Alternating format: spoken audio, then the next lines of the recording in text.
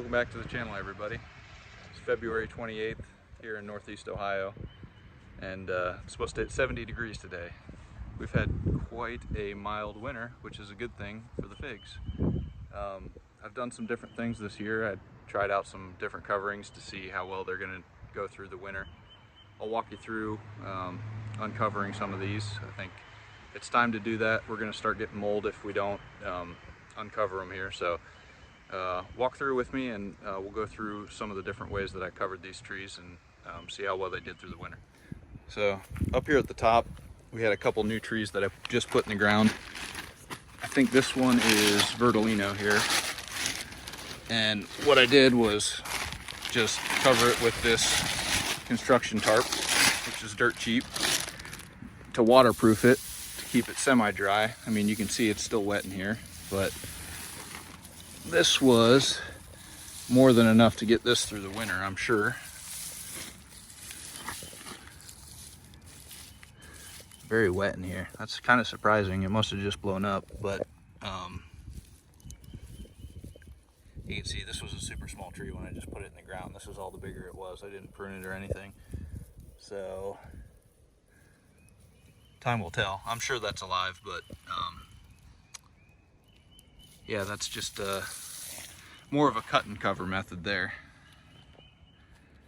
So here at the very top, all I did was just throw some straw. So this is pretty much what I did with all my trees last year, and they all survived, but none of them really survived above the ground, except for that Colonel Littman. Let's see. So this looks quite alive. I think this one actually survived with just that minimal cover. Up here, you can clearly see this stuff. It's dead. Dead as can be up in the wind. I think we hit -10 degrees maybe for a couple days here, and that's more than enough to kill any. There's no fig tree that's cold hardy enough to withstand that above the ground. They'll all come back from the roots, but yeah, I think this one made it. This is dark Syrian, known to be one of the more cold hardy hardy Chicago types, so that did well. Here's another. This was the yellow Greek. This will be interesting to see. So this is just like a frost covering. This isn't a waterproofing. So another just different way, maybe see if this would breathe better, see how well it would do. So you can see the tips of this, very dead. And let's see how well it did down here at the ground. So here's something interesting. I'll show you what I did with these. Use fabric dryer sheets. It's supposed to keep the moles and voles away. They don't like the smell of those. And as you can see, it actually worked. I don't see any holes in here, and a lot of around these trees in this soft soil is just full of moles and voles and stuff. But check this out. There's a green bud right here already. This one as well, this tiny little shoot is totally fine. So that was more than enough to keep most of this tree alive. This starts to be dead right about here. And then the rest of this tree is totally alive. So this survived very well above the ground. I mean, I had nothing that was near this size that survived last year. It's just a testament to there's just not much you can do with how cold it is when it hits below -15 or so. You really need to load up your trees to cover them to keep them alive through the winter. I'll keep going down through here. I'll spare you. I'll kind of jump back and forth and show you how well they did. So here's the next tree down, and right next to this fabric dryer sheet tunnels. So it doesn't matter. I mean, there's just not much you can do other than putting poison down, which I'm not going to do because I've got dogs in my yard to keep the moles and voles away. But at least I don't see them chewing on the wood yet. You can see this one has blistering. This is all freeze damage. Here, this is Malone, cold hardy Violette de Bordeaux kind of type-esque.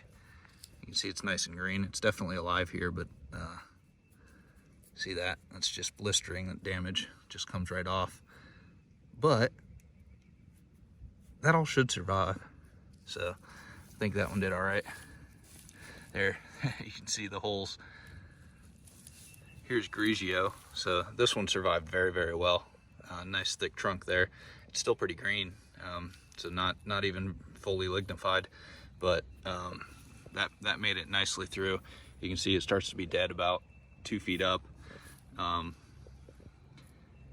So I think this one made it through well, and this was just piled up with the straw wrapped in that breathable fabric. So I think this might be one of the better ways to do it, rather than using the waterproofing tarp covering. So here's the next tree down. This is Campaneri, and this is one that I'm kind of hopeful about. I wanted to show you the reveal of this, but covered in the tarp, and I laid this down on its side so that it would get the warmth from the ground.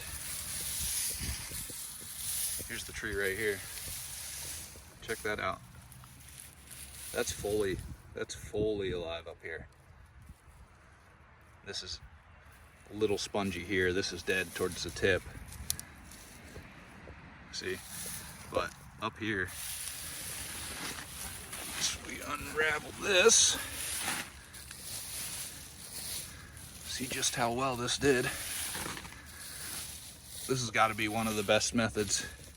Just picking some decent branches of what's grown in that season, bending it down.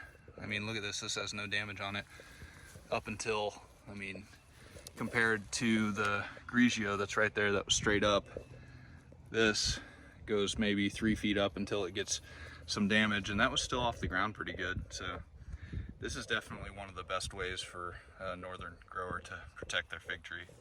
Here I have this Campaneri out, and I was trimming it down. I kind of wanted to make a point. A lot of people say do a scratch test to tell whether the wood's alive or not.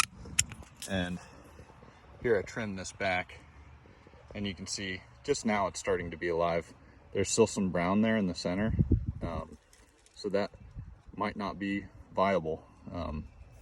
Even though if you do a scratch test, show the wood here, it's nice and green in there. So scratch test doesn't always work. I was going to show that on this. See, it's green, but below it's brown.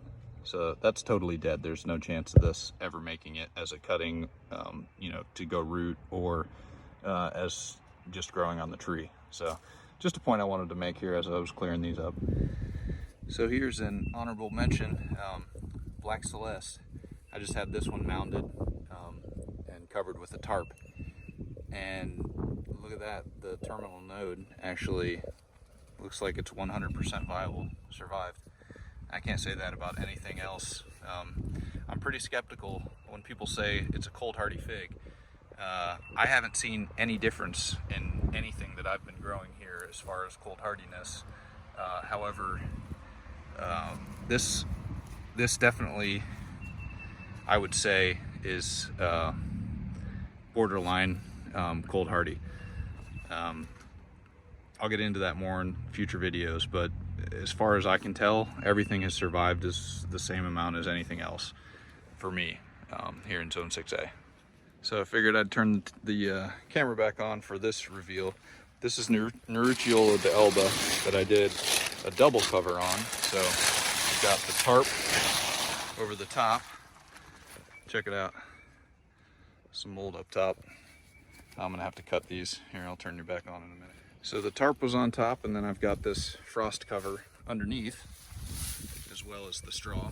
So let's see how well this did. And this was a big tree, if you can recall from the summer video. Wow, it did very well. Look at that. This is all totally alive up here, you know, 3 feet or so above the ground. As long as I don't have mold or anything growing down here. Doesn't look like I do. It's totally dry in here. That definitely worked. Yeah, I mean, look at this. there is a little bit of freeze damage right here. That could have been before I even covered it. But yeah, wrapping this definitely worked. Look at that. Oh, I'm excited. I'm excited for this tree. This is gonna put out a lot of figs this year with how much I kept alive. So there you go. That wrapping did work. Definitely probably need to let it breathe up here, but I mean, this stuff's all dead anyway because of freeze damage. So that's why it has the mold on it. So I just wanted to finish off the video here with the monster of a tree that was the green Mincheritzka that I tried to take no cuttings off of and literally just tie it all together. And I did a double wrap of the tarp and the frost cover and really loaded this thing up with straw. And it doesn't much matter once you get above 3 feet or so. All of the terminal nodes and everything were dead, but the rest of the bottom of this tree is pretty well alive. So quite a bit of it did survive.